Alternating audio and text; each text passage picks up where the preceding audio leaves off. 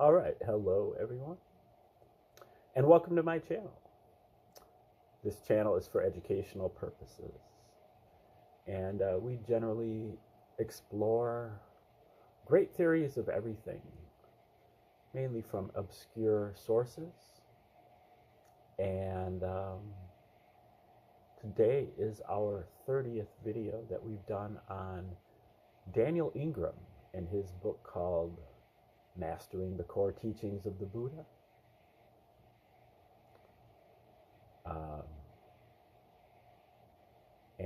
Ingram spent a lot of time meditating, but particularly over at extended retreats in monasteries in Southeast Asia, and has really conscientiously attempted to distill all the important things about Buddhism that you probably need to know, but you wouldn't know unless you were exposed to, unless you traveled 10,000 miles and, stayed over there for a long time and found the right teacher and spent endless hours on the cushion meditating. And so he's putting this, rolling out the red carpet for us. And we appreciate that. So we're going to take a look at his book and give it the proper hearing. Like I said, today is like day 30. So you want to go back about a month if you want to start at the beginning. But we are about to start chapter 26 in this book called The Wide World of Jhana.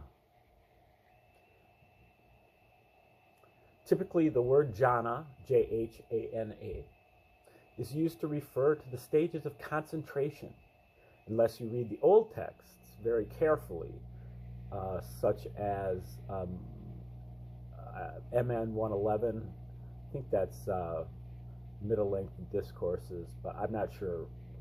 I can't remember what MN is.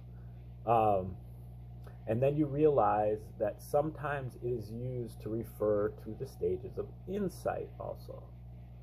This has caused endless confusion for at least 2,500 years, but it can end here today, or at least I dream it can.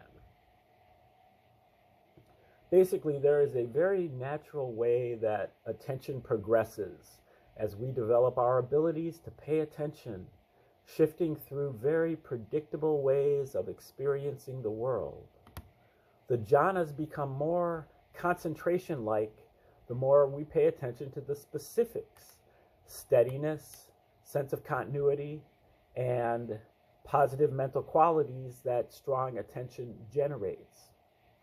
The jhanas become more insight-like the more we pay attention to the three characteristics of whatever arises. And again, those three characteristics are impermanence, dissatisfactoriness or suffering, and no self, or not you. So if you pay attention to those three characteristics, the jhanas become more insight-like and less concentration-like.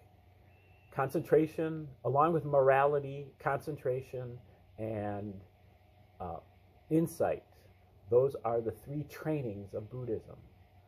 Morality is just what it says, off the cushion, no meditation, but just trying to be a better person. Concentration is for meditating on objects, and it develops concentration. But insight gives you an avenue to end suffering in your life through, wisdom, understanding the true nature of everything. So those are the three trainings. Okay. To differentiate these two general flavors of the jhanas, I will here call them the shamatha jhanas, or concentration states, when those states are more seemingly stable, peaceful, pleasant, etc. That's Shamata.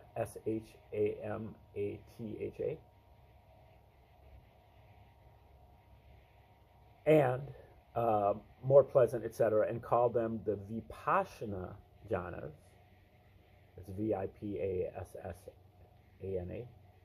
or insight stages, when discussing those that are more three characteristics heavy.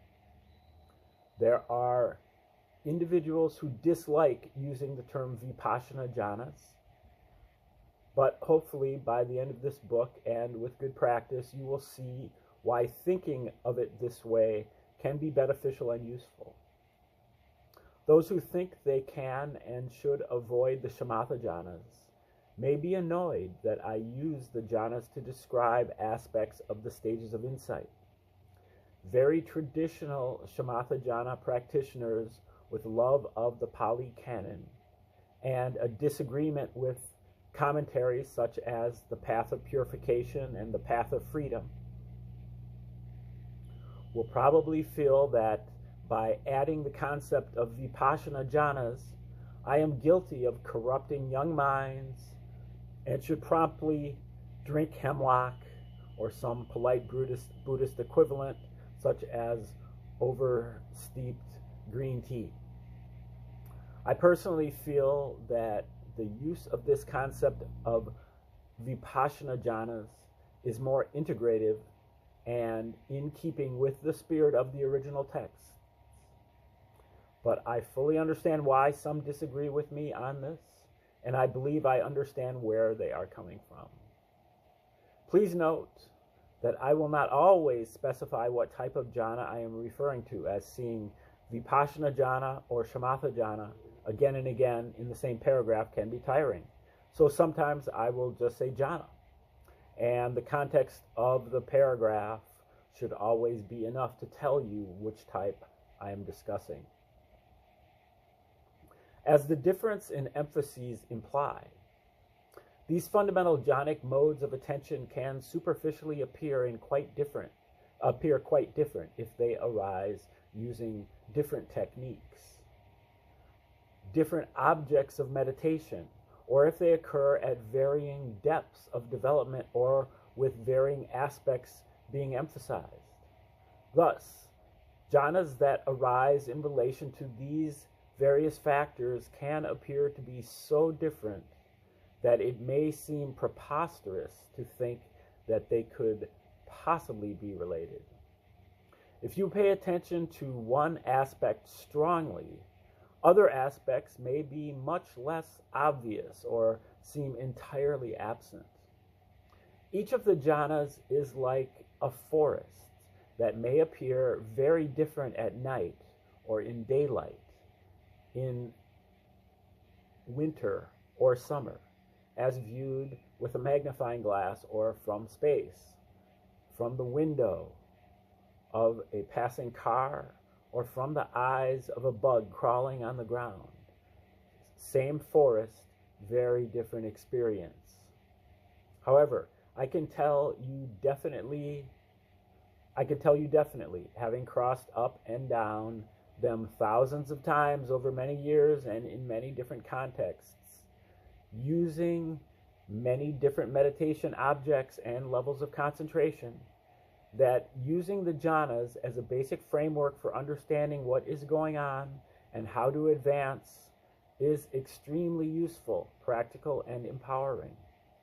To know them well is to know something profound about the core mechanics of how attention works and develops, as well as the vast range of amazing things we can do with attention.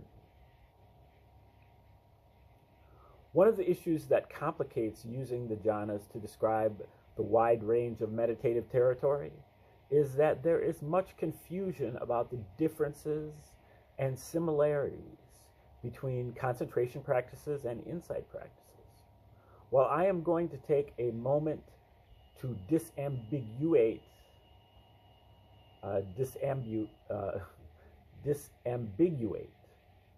the two, In practice, things are not so black and white. While we may speak of the ideal of pure concentration practice or pure insight practice, what happens essentially involves some mix or overlap, however subtle at times, of both concentration and insight factors, regardless of which one we are trying to do.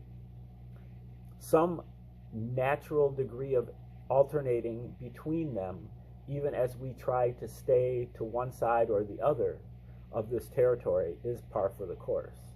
And thus we find that the differentiation between concentration and insight is more about shades of gray than it is black and white. Please forgive the number of times I repeat that point, as it is an important one. To speak of it as a two-dimensional plane, with the degree of concentration and insight each being separate perpendicular axes. When we have lots of concentration but not as much insight, things are more smooth and enjoyable and or peaceful. When we have more insight without as much concentration, things are vibrational and analytical, but often less pleasant. When both are present strongly, our practice may be both enjoyable and analytical and vibrational. When we have neither much concentration nor much insight, our minds are as they typically are. We can, at any moment, fall anywhere on that plane. Some traditions emphasize developing the axes independently, and other traditions emphasize developing both together. In this section, I will describe the axes as distinct, but as we saw in the 7 Factors of Awakening chapter, they only really differ by one factor, that of investigation, which we emphasize when we wish to develop insight and de-emphasize when developing concentration. Both insight and concentration practices done well develop all the other 6 factors of mindfulness, energy, rapture, tranquility, concentration, and equanimity. At least in theory, concentration practices are meditations on a concept or a seemingly continuous aggregate of many transient sensations, whereas insight practice is meditation on the transient sensations as they are. When doing concentration practices, we consciously focus our attention in a specific concentration state. While reality cannot be frozen in this way, the illusion of solidity, continuity, and stability certainly can be cultivated to still attention. This is concentration practice. The various progressive states that are then obtained by doing this are called absorptions, shamatha jhanas or dhyanas, dhyanas. Early English translations of the Pali canonical literature used the term trances. The term samadhi is used by some traditions to express any of the concentration states, with some terms added to qualify the degree of samadhi. Samadhi, S-A-M-A-D-H-I. While other traditions use the term only to refer to very high attainments that contain elements of both concentration and insight. I personally use samadhi to mean concentration states, but if you run into people who use the term the other way, hopefully there will now be no confusion or conflict. As stated in part 1, insight practices are designed to penetrate the 3 illusions of permanence, satisfactoriness, and separate self, the opposite of the 3 characteristics. That is, to realize the truths of impermanence, dissatisfactoriness, and non-self to attain the various irreversible perceptual transformations that are in this tradition referred to as awakening. Insight practices, various types of vipassana, Dzogchen, D-Z-O-G-C-H-E-N, Zazen, Z-A-Z-E-N, etc., lead to the progressive stages of insight, though various emphases may color how these present in relative terms. Insight practices tend to be difficult, disconcerting, and at times destabilizing, as they are designed to deconstruct our deluded and clearly held views, dearly held views, of the world and ourselves, though they can sometimes be outrageously blissful for frustratingly short periods. Concentration states are generally some permutation of great fun, extremely fascinating, seductive, spacious, blissful, peaceful, spectacular, addictive, etc. There is no limit to how interesting concentration practices can be. Insight stages and revelations can also be very interesting, but are not potentially addictive the way concentration states and side effects can be. Insight practices tend to be hard work most of the time, even if that work is just surrendering to and perceiving sensations as they are, a fact that highlights one of the oldest tensions in the world of insight. One of the factors that add to the confusion is that the concentration state terminology, jhanas, is used in the Pali Canon to describe both the progressively more advanced concentration states and the progress of insight, with little disambiguation. This was solved to some degree about 100 to 300 years after the earliest texts in the Pali Canon were written down, when the stages of insight were articulated in the Abhidhamma and commentaries to the canonical texts. But the original problem was not explicitly mentioned. It was only in the second half of the 20th century that the problem was sorted out to some degree by Burmese scholar monks, particularly Sayadaw U Pandita. Bill Hamilton and some of those whom he influenced, such as Kenneth Polk and myself, have developed this more in the last 20 years or so, such that we now have a robust, rich, phenomenological lexicon detailing clearly and deeply what came before. Concentration practices develop concentration, but they don't on their own yield insight or wisdom except sometimes by accident.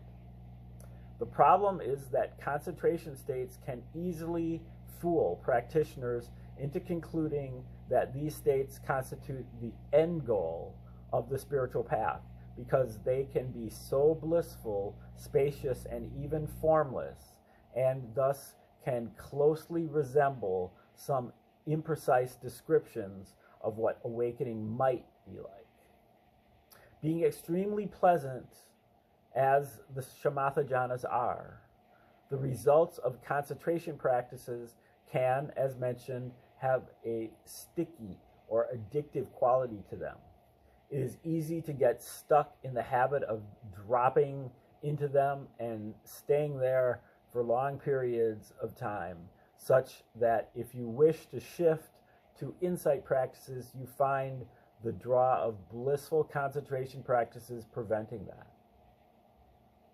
When we are very clear about which side of our experience is more related to concentration practice and which to insight practice, an understanding that is not so easy to come by. Focusing on the concentration practice side of practice can be helpful for the insight practitioner. In fact, some schools of meditation, such as many from Sri Lanka, consider strong concentration skills to be essential prerequisites for insight practices. I didn't happen to initially train in one of those schools, but they are out there and have valid points to make about the benefits of the concentration first approach. All the concentration states strengthen, stabilize, steady, and calm the mind, and this has 4 primary benefits. First, just as a video camera that is shaking wildly cannot produce a clearly visible video, so a mind that can't remain settled on an object will not clearly perceive its ultimate truth. Second, as concentration states cultivate deep clarity and stability on content, albeit very refined content, they are very useful for promoting deep healing and psychological insights. In other words, if you want to become aware of your stuff, do concentration practices, particularly with a focus on mental objects such as mantras, rather than physical ones such as the breath. Not that breath-based meditations can't also bring up our psychological issues. Third, concentration states can be a welcome and valid vacation from stress, providing the periods of profound relaxation and peace that can be an extremely important part of a sane, compassionate, and healthy lifestyle. Concentration states temporarily suppress the hindrances, all of which are stressful. Temporarily suppressing the hindrances in this way is considered extremely skillful. The Buddha highly praised those who had mastery of the concentration states, and this should serve as a reminder to those who dismiss or underestimate their great value or mistakenly feel that enjoying our life is somehow unspiritual. Fourth, concentration practices can help insight practitioners maintain powerful mental stability as old habitual concepts about themselves and all the existence are dismantled and raised by insight practice. However, if these concentration states end up blocking our ability to gain insight by solidifying a sense of self or creating aversion to experience suffering clearly, then they can become a significant and dangerously lofty kind of hindrance. Pleasurable hindrances that come from spiritual practice are traditionally referred to as golden chains. This is a very tricky balance. As the insight first schools rightly point out, if we cling to stability, fluidity, or the positive qualities that concentration heavy practice develops, we will not make progress in insight. However, as the concentration first schools rightly point out, by plunging straight away into the fast and harsh vibratory experiences of insight practice without the mental strength, stability, and soothing effects of concentration practice to help stay grounded, we can become what is referred to as dry insight workers in the old commentaries. Dry insight workers have an unfortunate tendency to become uptight, irascible, emotionally brittle, and occasionally insufferable to be around, as if they were on speed or having a bad acid trip. In recent years, and by participating in online forums of hardcore practitioners, I have seen literally hundreds of examples of those who simply ran too dry, too hard, for too long, and completely fried themselves. Please do everything possible to avoid this. You won't reach your goals quicker or at all if you can't pace yourself or handle the territory. Forcing is not only imbalanced but also dangerous, as it can cause a person to give up practice for a long time or perhaps for the rest of that lifetime. Take in the implications of that for a moment.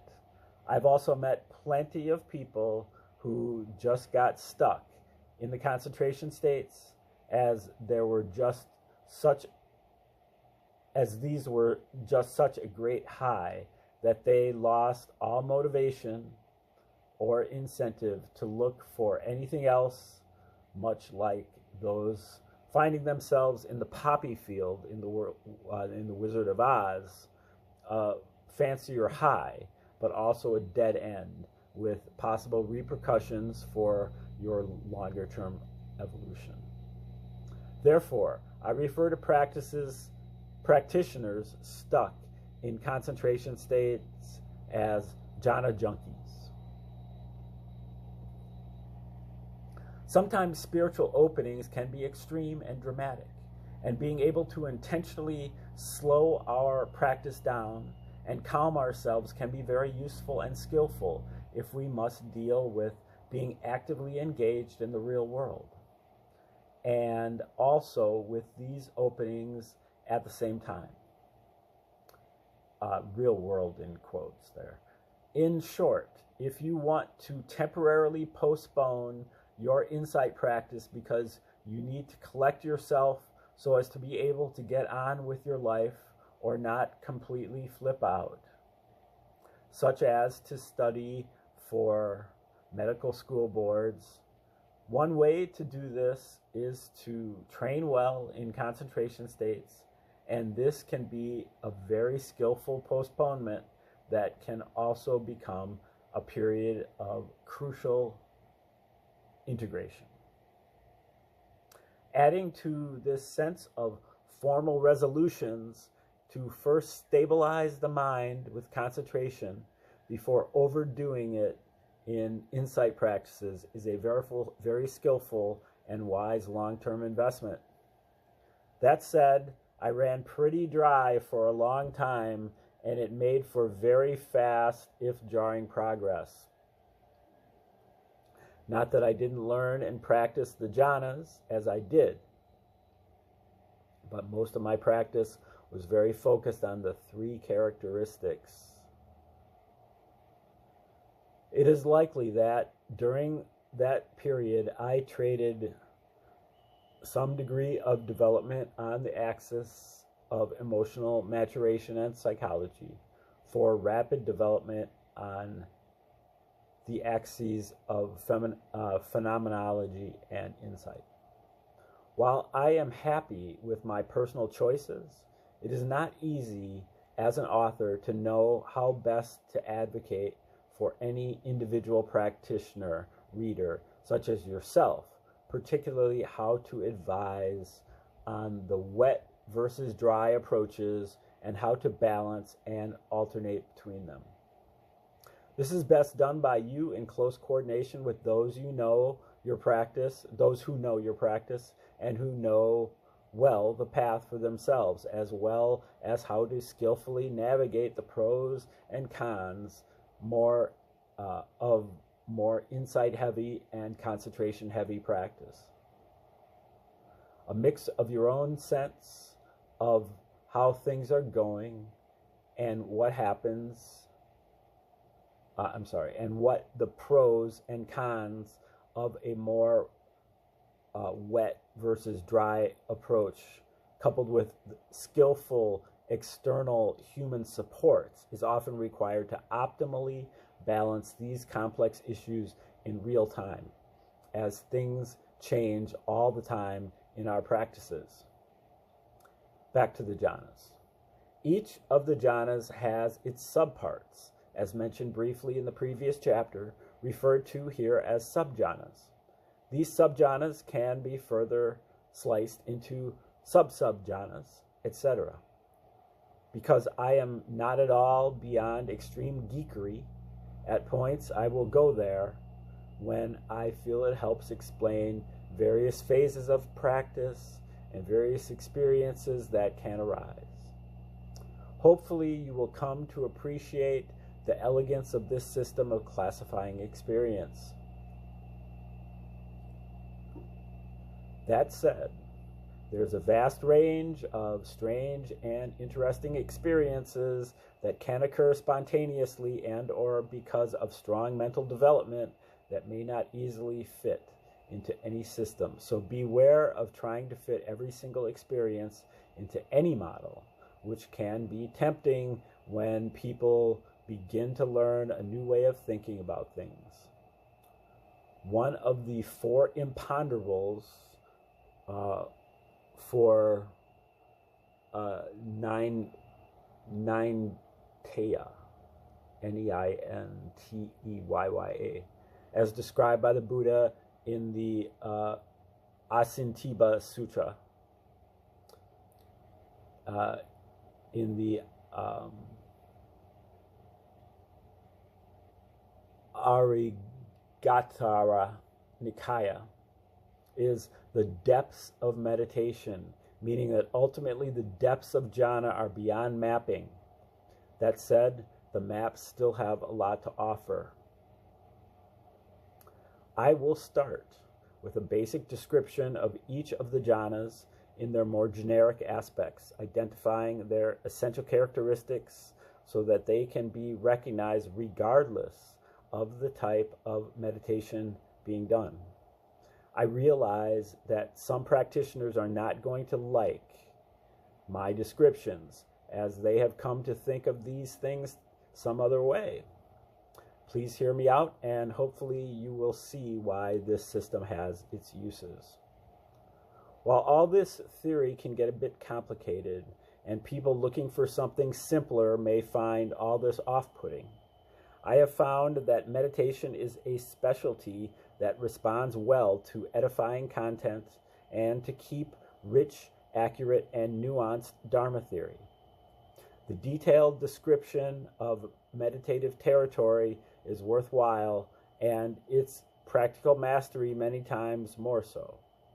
Thus, I will not hold back in letting fly technical lingo and theory, and for those who wish to gain true technical mastery of the wide range of what is possible, you have come to the right place. Yes. Okay, that is the end of that section.